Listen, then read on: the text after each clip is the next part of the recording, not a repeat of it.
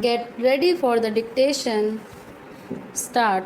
If you scan the history of the railways in this country, you will see that it was the presidency towns Bombay, Madras, and Calcutta that determined the pattern of our railways as well as of our industrial and economic growth.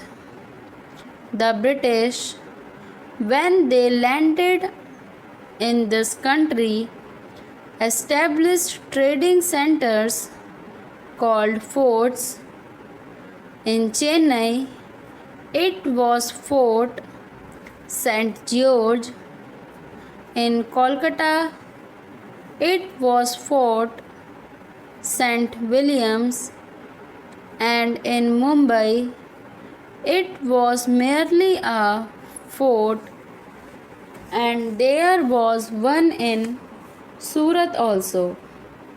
It is these trading establishments which determined the pattern of government, the pattern of administration, and every other pattern under the British regime. They constructed the railways, they established the industries, they located their armies with reference to these three presidency towns. This idea of the presidency towns determining the pattern of our social structure, industrial advancement, and the system of our railways still persist. That is the mental lag that is hampering the vision of the Planning Commission, the Railway Board, and the Railway Ministry. Sir, once I happened to travel from London to Rome by train. Another time, I had to travel from Moscow to Leningrad by train.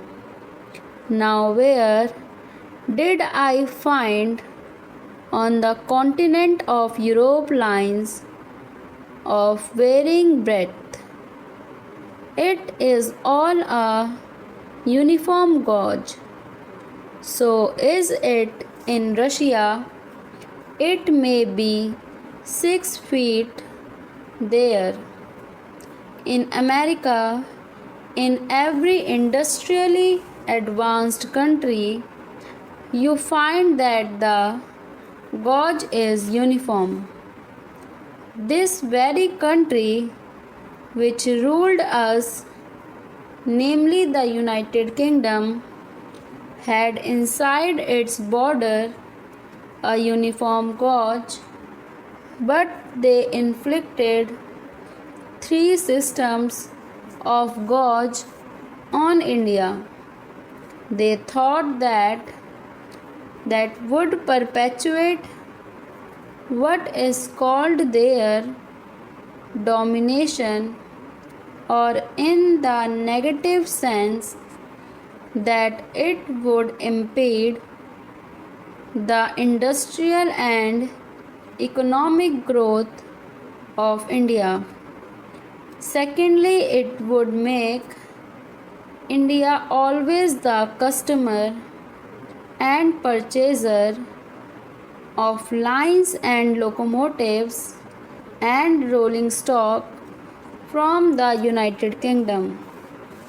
In the old days, I am told it is the government which built the broad gauge line, and it is the private companies that took to this meter gauge and the narrow gauge, though they may not have had the distinction of private and public sector in view, then it now appears that what the so-called public sector then did has been good, and what the private sector then did has been to our disadvantage.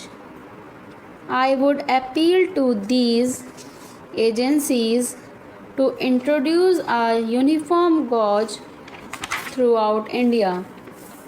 In this connection, it will be interesting to note the talk of the Honorable Railway Minister about the schools, primary schools, higher secondary schools, and high schools for the Indian Railways. If you examine the previous speech of the Railway Minister and also the working report of the Railway Board, you will find that the same figure is repeated every year. I have examined the figures and I find that this year only 16 schools have been added, out of which 13 are primary schools, one is a higher secondary school, and 2 are middle or high schools. Instead of saying that they have been able only to provide 13 primary schools or 1 or 2 more high schools or higher secondary schools, the same figures are repeated in the speech. Although the Railway Board has all along been saying that education is the responsibility of the state and therefore the Railway Board does not own this responsibility, I would like to remind the Railway Minister about the agreement reached between the National Federation of Railwaymen and the Railway Board in the year 2005, according to which the Railway Board undertook to provide primary schools for the education of the children of railway employees. Sir, as I told you earlier, I had to say many things on the floor of this house, but I will conclude with only 1 or 2 more observations. I will first deal with the labor relations on the Indian Railways.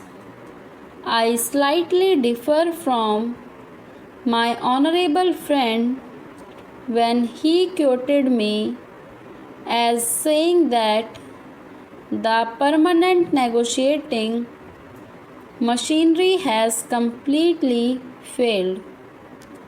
It is a fact that this machinery is not functioning satisfactorily.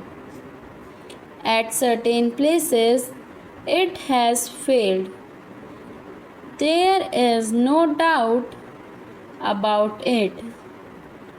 But I would say in this house most frankly that at the board's level, this machinery has been working successfully. But this is not the position so far as the zonal railways are concerned. I do not say that in all the zonal railways it is so, but in certain zonal railways and in most of the divisions of these railways it has failed. I was expecting that the railway minister would examine the working of this machinery in all the railways. What is the greatest defect in this machinery?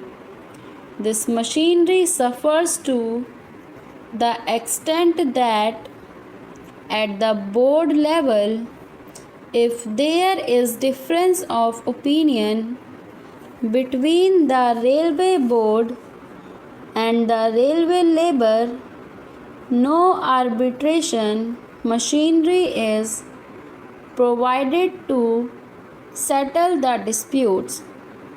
The provision in this machinery is that as and when an occasion arises, an ad hoc tribunal would be set up by government.